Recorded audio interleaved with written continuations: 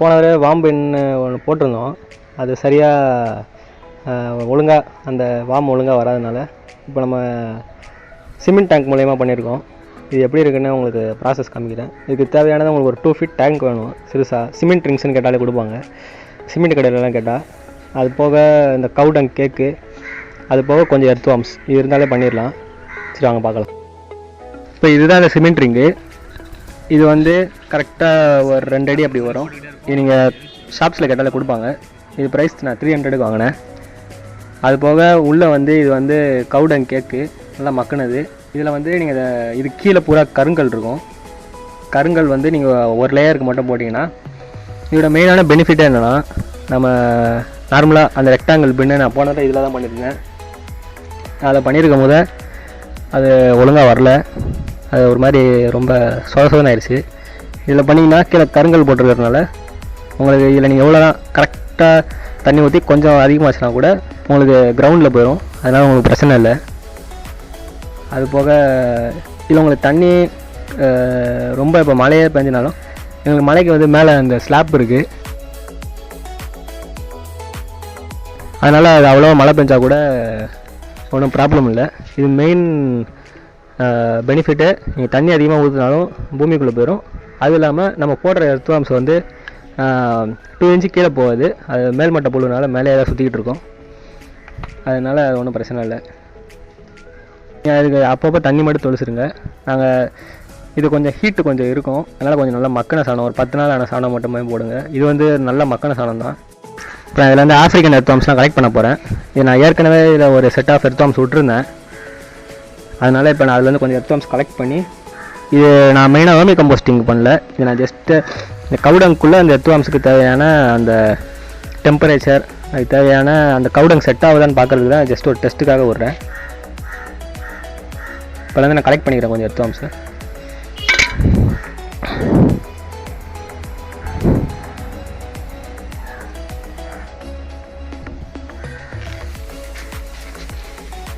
இதை பார்த்தீங்கன்னா இது வந்து ஆஃப்ரிக்கன் வெரைட்டி.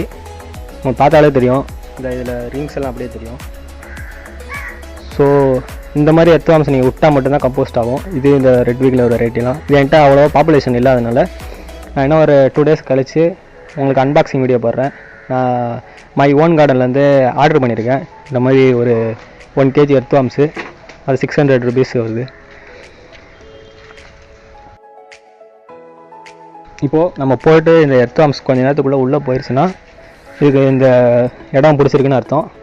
இதுவே இதுலேருந்து இது வெளியில் வர எஸ்கேப் ஆக ட்ரை பண்ணிச்சுன்னா இதுக்கு இந்த இடம் ஏதோ சரியில்லைன்னு அர்த்தம். அதுக்கப்புறம் அதுக்கு தேவையானது பண்ணிக்கலாம். இப்போ நம்ம ஒரு 1/2 hour கழித்து அவங்களுக்கு மறுபடியும் என்னென்னு சொல்கிறேன். இப்போ அது 30 minutes ஆயிடுச்சு. இப்போ பார்த்தீங்கன்னா எனக்கு எல்லா எர்த் வார்ம்ஸும் உள்ளே போயிடுச்சு. பொதுவாக இந்த ஆஃப்ரிக்கன் எர்த் வார்ம்ஸை பொறுத்த வரைக்கும் உங்களுக்கு மேக்ஸிமம் அது இப்படி இருந்தாலும் உள்ளே போயிடும். அந்த டெம்பரேச்சர் எல்லாம் கரெக்டாக இருந்துச்சுன்னா. இது வந்து cold blooded animal. So that உங்களுக்கு கொஞ்சம் நீங்கள் அதுக்கு தேவையான அந்த டெம்பரேச்சர், அதுக்கு தேவையான ஃபுட்டுலாம் இருந்துச்சுன்னா அது அதுக்குள்ளேயே தான் இருக்கும். நீங்கள் ஏதாச்சும் மிஸ்டேக் பண்ணால் மட்டும்தான் வெளியில் போகும். நான் அந்த மிஸ்டேக்கும் பண்ணல. அதனால் எல்லா எர்த் வார்ம்ஸும் உள்ளே தான் இருக்குது. உங்களுக்கு அந்த இதை காமிக்கிறேன்.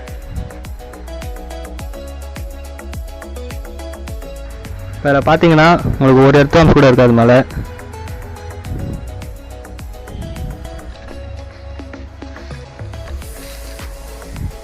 நான் இப்போ இதுக்கு மேலே ஒரு சணல் சாக்கு மட்டும் போட்டு வச்சிட்றேன்.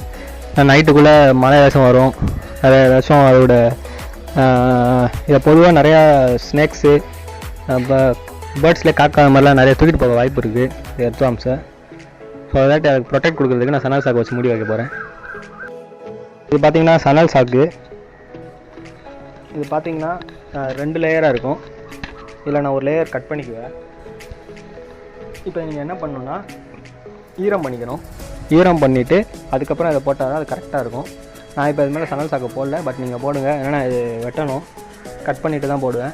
போட்டுட்டு மெயினாக அதை வந்து நல்லா ஈரப்பதம் பண்ணிட்டு நல்லா புழிஞ்சிட்டு அதுக்கப்புறம் போட்டிங்கன்னா எர்த் வார்ம்ஸுக்கு மெயினாக அது டார்க்னஸில் தான் இருக்க விரும்பும். அதனால் நீங்கள் இந்த மாதிரி ஜூட்டான பேக்கை போட்டிங்கன்னா அது மேக்ஸிமம் வெளியே போக ட்ரை பண்ணாது.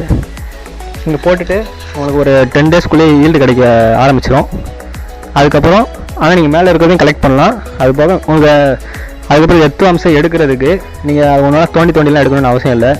உங்களுக்கு அந்த கவு டங்க்லேயே ஃப்ரெஷ்ஷான கவு டங்கை வந்து ஒரு 2 பாலாக உருட்டிக்கோங்க. உருட்டிட்டு அதுக்கு மேலே இது தூக்கி போட்டிங்கனாலே அந்த ஸ்மெல்லுக்கு அது மொத்தமாக ஏறிடும். உங்களுக்கு போக போக வர்ற அந்த எக்ஸாம்ஸ் வெர்மி கம்போஸ்டிங் சம்மந்தப்பட்டமான வீடியோவை உங்களுக்கு நம்ம சேனலில் அப்டேட் பண்ணி விட்றேன்.